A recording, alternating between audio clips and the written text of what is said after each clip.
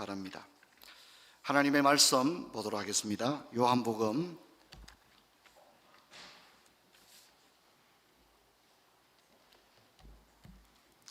1장 1절에서 14절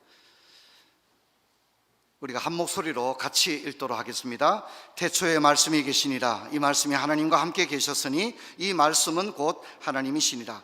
그가 태초에 하나님과 함께 계셨고 만물이 그로 말미암아 지은 바 되었으니 지은 것이 하나도 그가 없이는 된 것이 없느니라. 그 안에 생명이 있었으니 이 생명은 사람들의 빛이라. 빛이 어둠에 비치되 어둠이 깨닫지 못하더라. 하나님께로부터 보내심을 받은 사람이 있으니 그의 이름은 요한이라.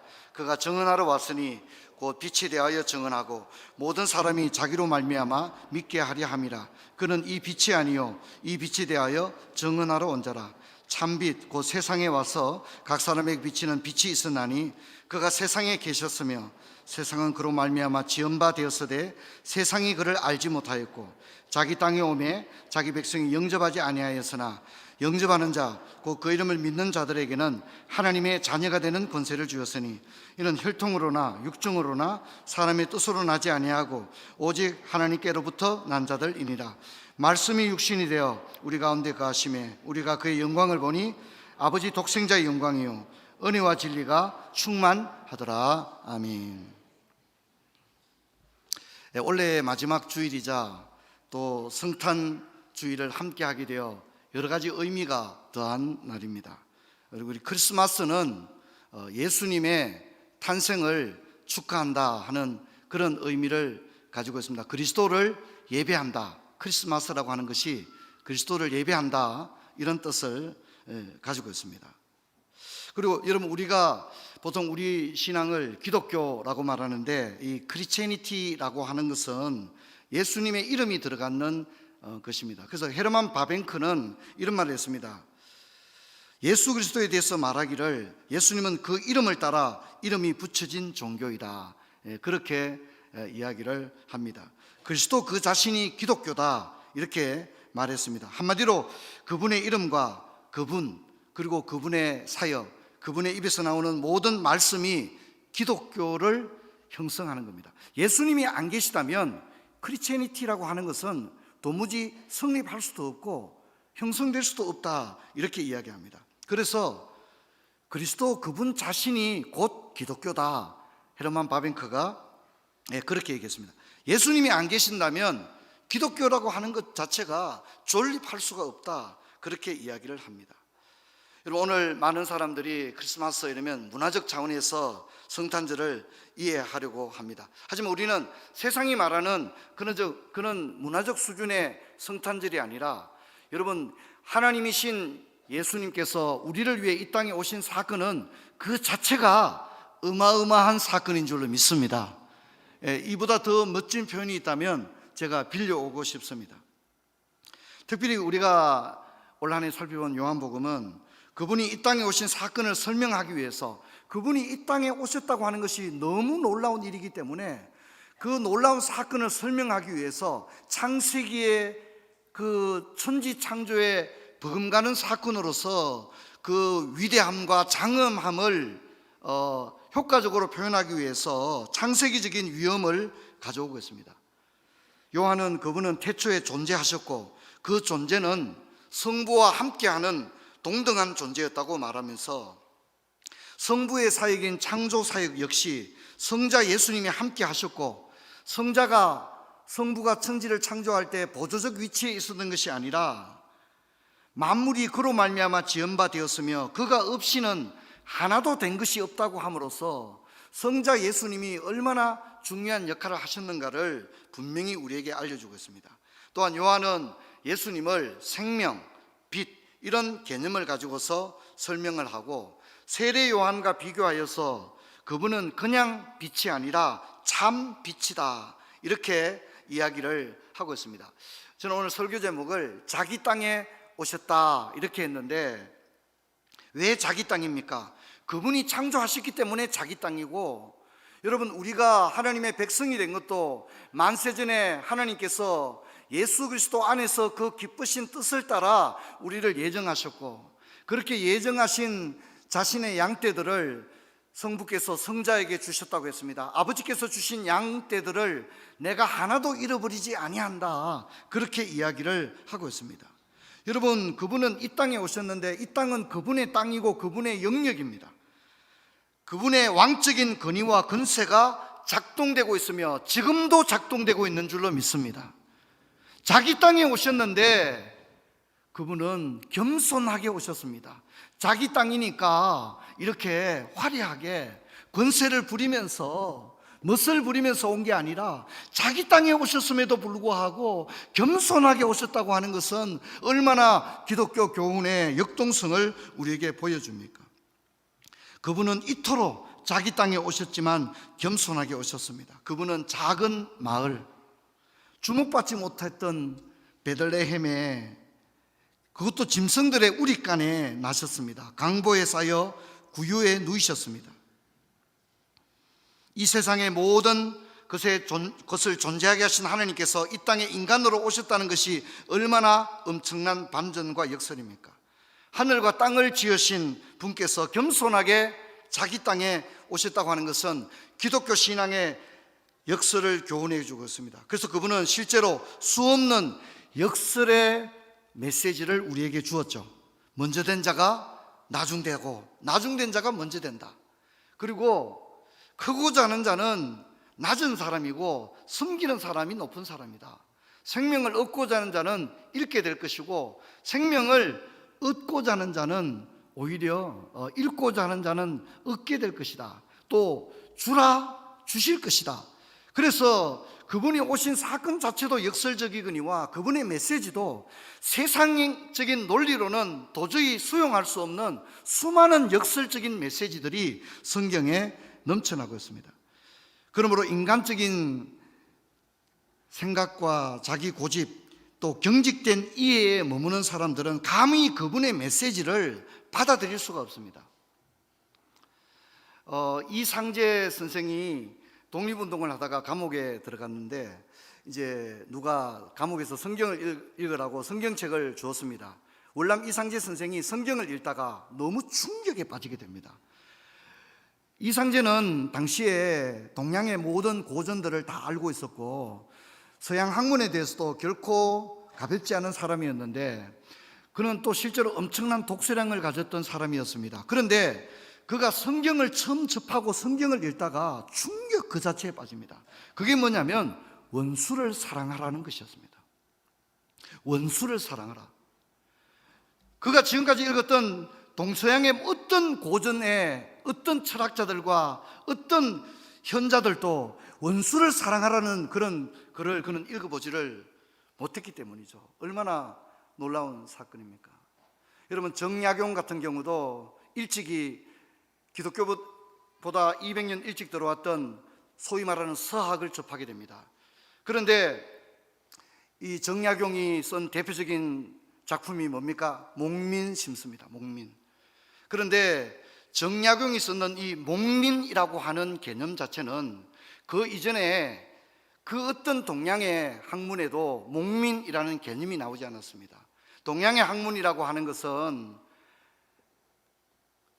이 신하가 군주를 섬기는 것이요, 자식이 부모를 섬기는 것이요, 이렇게 위에서 위를 섬기는, 땅이 하늘을 섬기는 그런 개념밖에는 없었습니다. 그런데 목민이라고 하는 것은 목자가 자기 백성을 섬기는 완전 정반대의 개념인데, 정약용이 목민이라는 단어를 쓰기 전까지는 동양의 그 어떤 개념에도 위에서 아래를 보살피는 개념은 없었다는 겁니다. 땅이 하늘을 섬기는 개념은 수없이 존재했지만 하늘이 땅을 긍휼히 여기는 개념은 없었는데, 그 정약용이 목민이라고 하는 단어를 쓴 그 개념은 바로 성경의 사상으로부터 왔다고 하는 그런 일인 것입니다.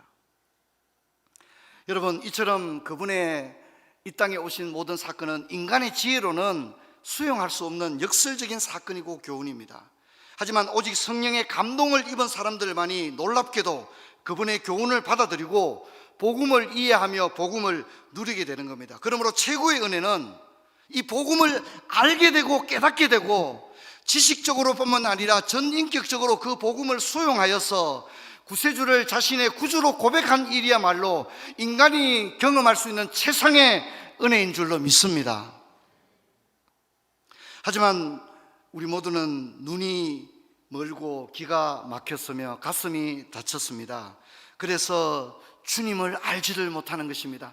오늘 이 땅에 얼마나 많은 사람들이 조금만 어떤 매체를 통해서도 기독교 복음을 접할 수 있음에도 불구하고 이 복음을 알지도 못하고 깨닫지도 못하고 받아들이지도 못하는 그런 비참한 삶을 살고 있습니다.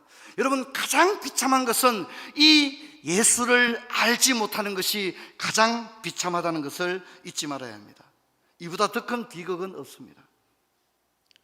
여러분, 지구촌 전체에서 지금 성탄 예배를 드리고 있을 텐데 성탄 예배에 참여하지 못한 것이야말로 가장 큰 슬픔이며 비극입니다.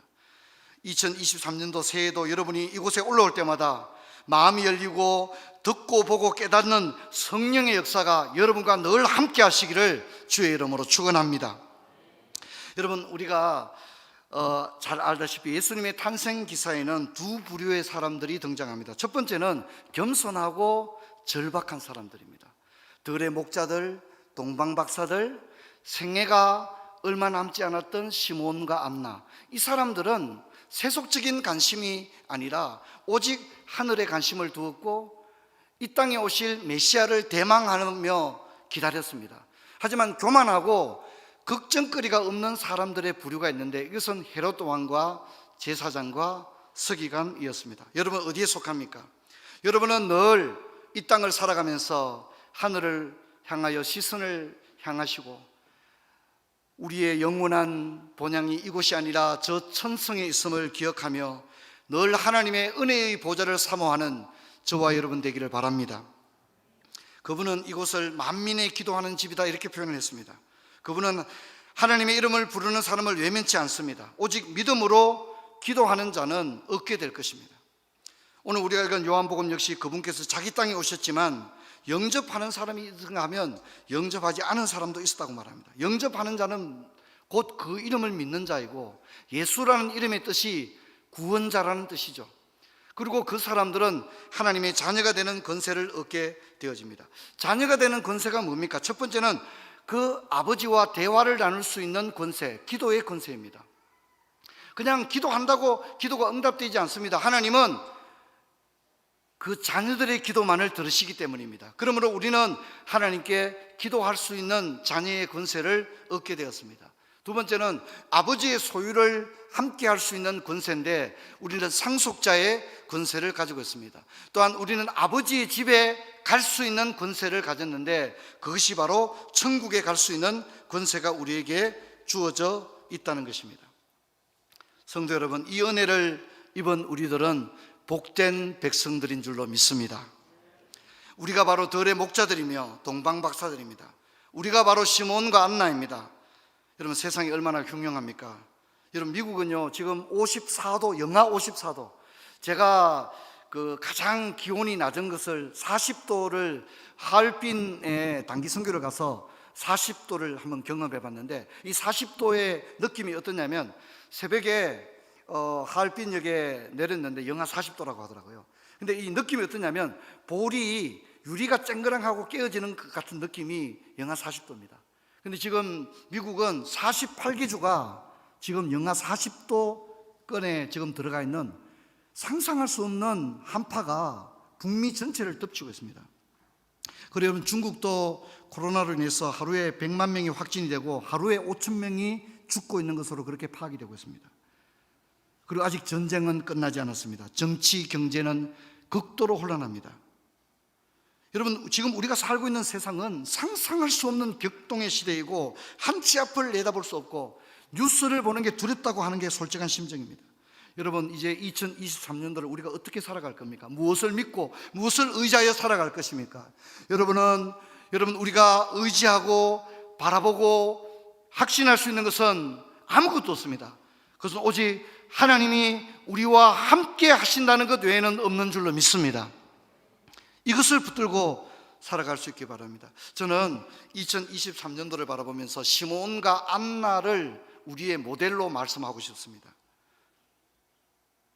주의 전에서 늘 기도했습니다. 주의 오심을 사모했습니다. 기다렸습니다. 그리고 마침내 성전에서 주님을 뵙는 영광을, 시몬과 안나를 누리게 되어집니다. 여러분, 저와 여러분도 이렇게 격동의 시대에 우리가 어떻게 살아가야 되겠습니까? 시몬과 안나처럼 늘 성전에서 기도하며 주의 오심을 사모하며 믿음으로 그날을 향하여 나가는 그런 우리가 되기를 바랍니다. 특별히 2023년도에 우리 푸른 초장교회는 예배가 단단히 세워지는 교회, 그런 교회가 되었으면 좋겠습니다. 1년 52주 한 번도 결석하지 않겠다, 그런 결단을 가지기를 바랍니다. 아울러 가정예배와 함께 특별히 금요 홀파에 전 성도들이 자녀와 함께 올라와서 찬송하고 기도하는 그런 시간이 되기를 바랍니다.